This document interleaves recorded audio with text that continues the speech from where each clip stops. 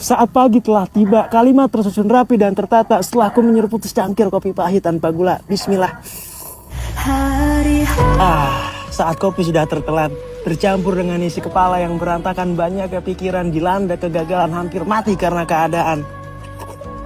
Keringat tertuang dalam jiwa yang tersepelekan, yang mencoba terus untuk terbang namun lagi-lagi terbuang.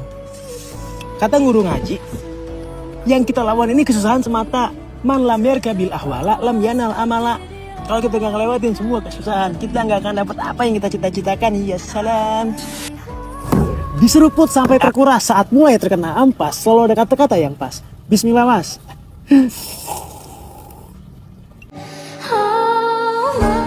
Di luar tertawa lepas.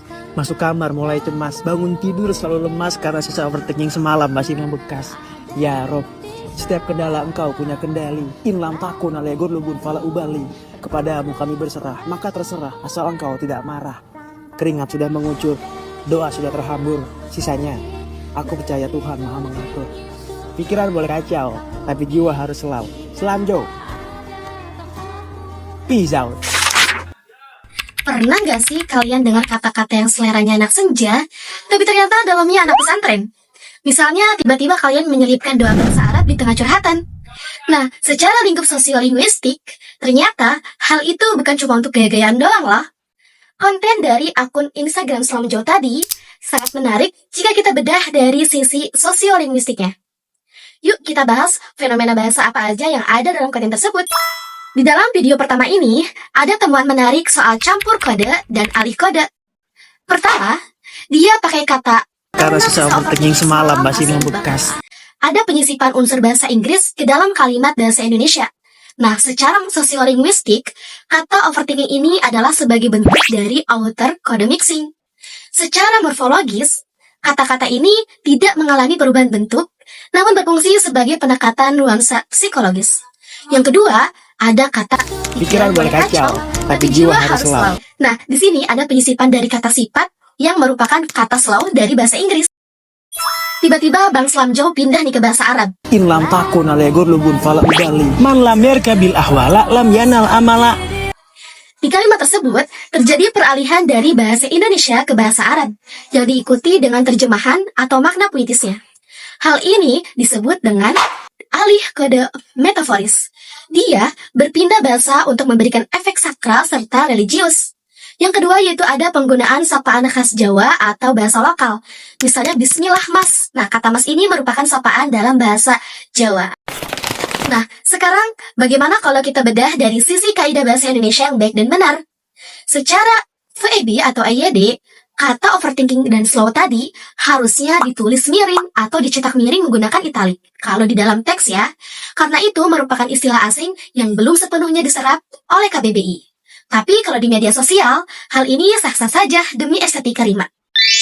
Terus, aku melihat nih, ada bagian rima yang sangat menarik di setiap kontennya Bang Slamjo, yaitu pada kata tiba, tertata, gula, tertelan, berantakan, kegagalan, keadaan, kuras, ampas, pas, lepas, cemas, dan membekas.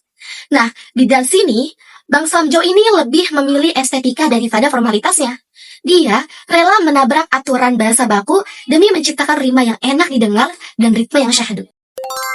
Selanjutnya, di dalam konten tersebut, ada kata ya Rob dalam bahasa Arab. Nah, dalam bahasa Indonesia yang baku menurut Kamus Besar Bahasa Indonesia atau KBBI, kata yang benar yaitu ya Rob dengan double B dan atau ya Tuhan. Kemudian ada penggunaan kata bismillah dan ya salam. Nah, dalam video tersebut, kata bismillah dan ya salam tadi merupakan kata seru atau interjeksi, serapan yang merupakan serapan dari bahasa Arab. Dalam penulisan bahasa Indonesia yang baku, kata-kata ini sudah sangat umum, namun tetap harus diperhatikan ya ketepatan konteksnya sebagai pembuka ataupun penutup kalimat. Kemudian, ada penggunaan variasi, seperti kata enggak, ngelewatin, dan guru ngaji, yang menunjukkan penggunaan ragam bahasa non-formal yang lazim dalam komunikasi sehari-hari di kehidupan kita. Nah, kata enggak dan ngelewatin tadi merupakan bentuk kata yang tidak baku. Namun, dalam kaidah yang formal, bentuk yang benar adalah tidak dan melewati. Namun, penggunaan dalam konten tersebut berfungsi untuk menjaga ritme bicara agar tidak terlalu kaku. Pasti dari kalian ada yang tanya kan? Kenapa sih Bang Jo itu pakai kata overthinking dibandingkan dengan dia pakai kata terlalu banyak pikiran? Jawabannya karena agak relevan.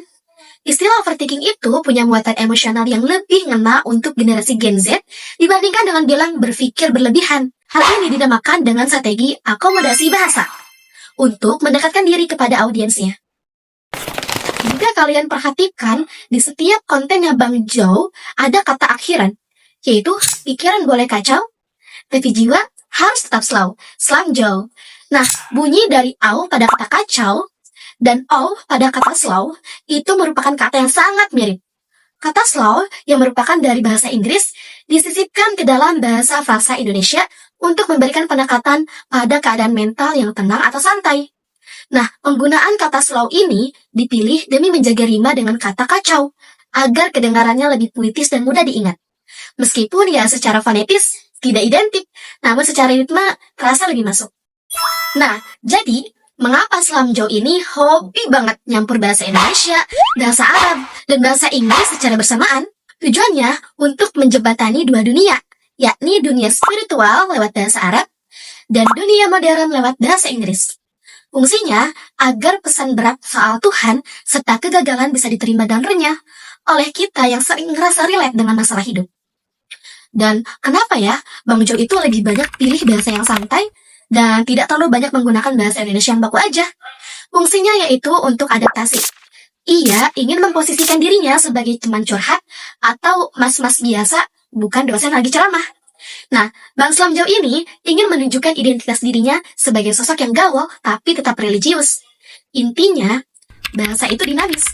Gak cuma soal benar atau salah secara teori, tapi soal bagaimana pesan itu sampai ke hati pendengarnya. Nah, gimana sih menurut kalian? Kalau kalian lebih suka gaya bahasa yang kaku formal, atau yang campur-campur kayak gini? Tulis di kolom komentar ya.